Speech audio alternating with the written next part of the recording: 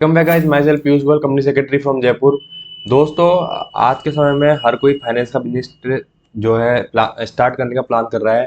पर फाइनेंस का बिजनेस जो है आप विदाउट आरबीआई के अप्रूवल के या फिर section and micro finance company के, ठीक है, या फिर आप जो है एक लाइसेंस होता है जो कि डिस्ट्रिक्ट लेवल पर इशू करता है एसडीएम, उसको बोलते हैं। उसको हम जो बोलते हैं वो एक लोकल लैंग्वेज में वहाँ का एक लोकल लाइसेंस होता है जिसके बिहार पर आप फाइनेंस बिजनेस कर सकते हैं। ठीक है, तो उसको हम मनी लेंडिंग लाइसेंस के नाम से भी बोल सकते हैं। तो आप अगर चाहें तो एनबीएफसी का टेक ओवर करके भी जो है अच्छे लेवल पर, पैन इंडिया लेवल पर बिजनेस कर सकते हैं। तो आज का जो वीडियो है वो डेडिकेटेडली एनबीएफसी का टेक ओवर यानी एनबीएफसी को आप एक्वायर किस तरीके से कर सकते हैं, क्या क्या लीगल ऑब्लिगेशन इसके अंदर आते हैं, कितनी जो है इसके अंदर कैपिटल रिक्वायर्ड है, और जो डायरेक्टर है उनकी एलिजिबिलिटी रिक्वायरमेंट क्या रिक्वायर्ड है। ठीक है, क्योंकि आपको पता है एनबीएफसी का टेक ओवर जो है वो आरबीआई की अप्रूवल से होता है, विदाउट आरबीआई के अप्रूवल से नहीं होता है। ठीक है, आप जनरली नॉर्मली आप जो है एनबीएफसी को टेक ओवर नहीं कर सकते हो। ठीक है, और इसके अलावा जो है इसके अंदर काफ़ी लीगल कॉम्प्लाइंसेस भी जो है आपको फुलफिल करनी पड़ती है। तो आज का वीडियो बिल्कुल डेडिकेटली इस टॉपिक पर ही जो है बनाया हुआ है। चलिए चलते हैं आगे और देखते हैं। तो overview of NBFC take over. NBFC take over is a process, ऐसा प्रोसेस है जो कि एक्विजिशन, जिसके अंदर क्या है, एक एनबीएफसी जो है दूसरी एनबीएफसी का टेक ओवर कर सकती है, या कोई कंपनी जो है अनदर एनबीएफसी का टेक ओवर कर सकती है अंडर द कंपनी एक्ट 2013। एक एनबीएफसी एक्विजिशन प्रोसेस जो है गवर्न होता है under the non banking financial companies approval और एक्विजिशन और ट्रांसफर ऑफ कंट्रोल डायरेक्शन 2014, जो कि आरबीआई द्वारा इशू किए हुए हैं। ठीक है, और फ्रेश एनबीएफसी बनाना आज के समय में बहुत डिफिकल्ट है, बट ओल्ड एनबीएफसी को टेक ओवर करना compare to new fresh NBFC बनाने से जो है इजी है। तो आप इस पर भी जा सकते हैं। ठीक है, न्यू एनबीएफसी को एक्वायर कर सकते हैं या ओल्ड एनबीएफसी कर सकते हैं। ठीक है, तो एनबीएफसी एक्वायर की जाएगी after approval of reserve bank of India के अप्रूवल के बाद। जो एनबीएफसी है वो ऐसी फाइनेंशियल कंपनी होती है जो कि लोन एडवांसेज का जो है वर्क कर सकती है। ठीक है, तो NBFC stands non banking financial institution company होती है जिसका प्रिंसिपल बिजनेस क्या होता है, लोन देना, एडवांस देना, एक्विजिशन करना ऑफ शेयर्स का, डिवेंचर्स का, जो कि इशूड किए हैं गवर्नमेंट और लोकल अथॉरिटी द्वारा। तो एनबीएफसी रजिस्ट्रेशन जो है इस प्रोसेस किया जाता है किसके द्वारा, आरबीआई द्वारा and company act 2013। Generally NBFC जो है ऑफर कर सकती है फाइनेंशियल सर्विसेज, जैसे कि लोन दे सकती है, एडवांस असेट फाइनेंसिंग, इन्वेस्टिंग कर सकती है शेयर्स में, debentures in other marketable securities. Types of non banking financial company take over. ठीक है, टाइप्स क्या क्या होते हैं। पहला आप टेक ओवर कर सकते हो फ्रेंडली टेक ओवर, जहाँ पर जो दोनों कंपनीज होती है वो एग्री होती है, एक दूसरे जो भी एक्वायर करना चाहती है वो कंपनी भी एग्री होती है, और जिसका जिसकी एनबीएफसी एक्वायर हो रही है वो भी दोनों पार्टी कंसेंट होती है कि आप जो है एक्वायर कर लीजिए। हॉस्टाइल टेक ओवर में क्या होता है, उसके बिना बताए, यानी मिस्टर एक्स लिमिटेड है, वाई लिमिटेड है, तो एक्स लिमिटेड वाई लिमिटेड का उसको बिना बताए थोड़ी थोड़ी शेयर होल्डिंग को इकट्ठा करके वो क्या है टेक ओवर करने का प्रयास यहाँ पे करती है। ठीक है, थर्ड टेक ओवर में आपका फंडिंग टेक ओवर हो गया। इसके अंदर जो है जो टेक ओवर जब करती है तो उसका कंसिडरेशन का जो पेमेंट है वो कैश, डेब्ट या स्टॉक फंडिंग के थ्रू सेटल होता है। ठीक है, बेनिफिट क्या होते हैं एनबीएफसी टेक ओवर के, बिजनेस एक्सपेंशन हो सकता है। क्या ऐसा हो सकता है कोई ऑलरेडी एनबीएफसी है, वो छोटी एनबीएफसी है, उसने किसी जो है उससे भी छोटी एनबीएफसी का क्या है टेक ओवर कर लिया, जिससे कि क्या होगा, उसका साइज और बड़ा हो, market landscape, acquisition of specialised skill. Another benefit क्या है एनबीएफसी टेक ओवर का, enjoy and strategize in the competitive market with specialized skills and updated technological developments already existing in the target NBFC. Diversification of product portfolio. जो NBFC take over है वो क्या करता है, assist करता है in diversification of product portfolio.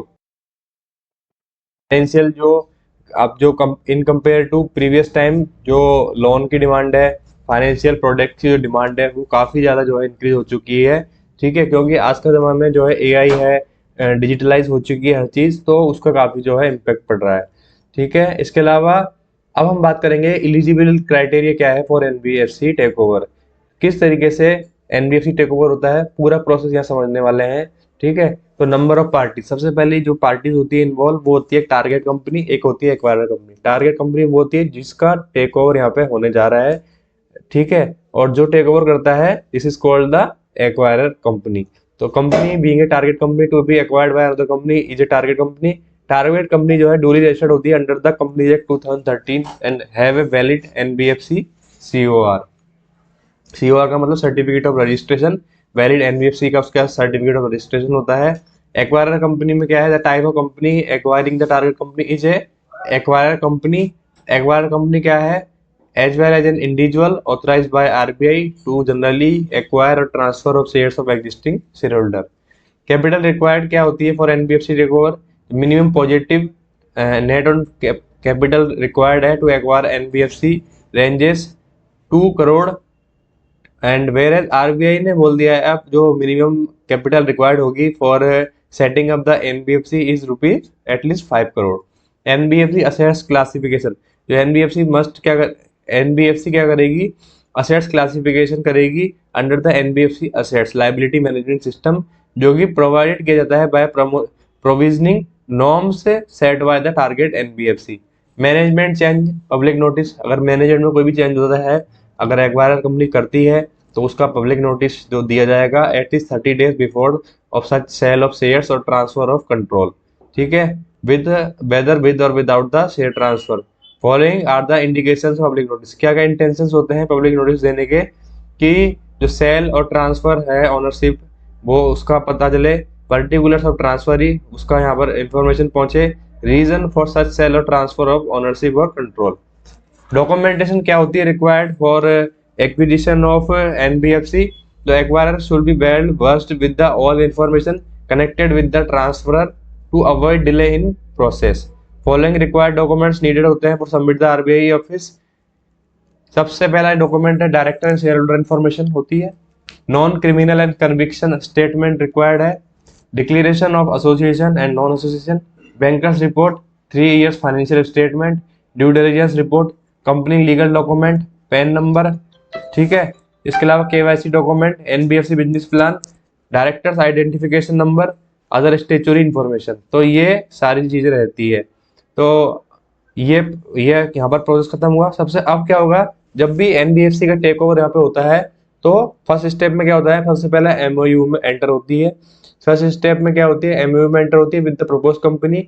MOU में mention होता है दोनों कंपनियों की रेस्पॉन्सिबिलिटीज एंड रिक्वायरमेंट्स, क्या क्या रिक्वायरमेंट्स, यानी टारगेट कंपनी एक्वायरर कंपनी से क्या जाती है, एक्वायरर कंपनी टारगेट कंपनी से क्या जाती है, वो ड्यूली साइंड होनी चाहिए by the directors of both the acquirer and target company. Conduct due diligence, ये बहुत ही क्रूशियल और इम्पोर्टेंट पार्ट होता है इन एक्विजिशन। ठीक है, तो इसके अंदर ड्यू डिलिजेंस होता है कि जो जो चीजें यहाँ पे बताई गई है वो क्या है, वेरीफाई की जाती है कि प्रॉपरली वो चीजें है या नहीं है। फाइनेंशियल स्ट्रेटेजिक गोल चेक किए जाते हैं।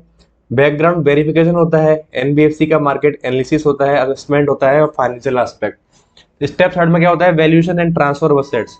नेक्स्ट स्टेप क्या होती है, required to adopting the discounted cash flow method, adopt किया जाता है फॉर कॉस्ट असेसमेंट, जिसमें कंपनी की प्रेजेंट एंटिटी की जो नेट प्रेजेंट वैल्यू है वो यहाँ पे एस्टिमेट की जाती है। आफ्टर इवैल्यूएशन जो चार्टर्ड अकाउंटेंट क्या है इशू करता है certificate. Signing share transfer agreement, share transfer agreement जो है इशू जो है साइनिंग किए जाते हैं and signed depending on the mutual consent of the parties and acquirer company shall pay the remaining amount. Application to RBI, in next step क्या होता है, एप्लीकेशन जो है ड्यूली फाइल्ड होती है with the RBI to obtain approvals on its letter head. RBI approval जो है must be acquired mandatorily. All queries raised by RBI must be answered in on timely manner to receive the no objections reply। Step 6 में क्या होगा, drafting public notice. After receiving the approval from RBI, public notice shall be made with in the 30 days of approval of 2 newspaper, liquidation and transfer process and compliance with the MCA. And step 9 में information to RBI. तो इस तरीके से पूरा process यहाँ पे जो है गवर्न होता है अगर आप किसी भी एनबीएफसी को क्या है एक्वायर करने का प्लान कर रहे हैं। तो I hope this video is very helpful for understanding about the acquire of NBFC, take over of NBFC. ठीक है, फिर भी स्टिल आपके माइंड में कोई भी डाउट है तो you can also contact on the number given on the screen. Thank you guys for watching this video.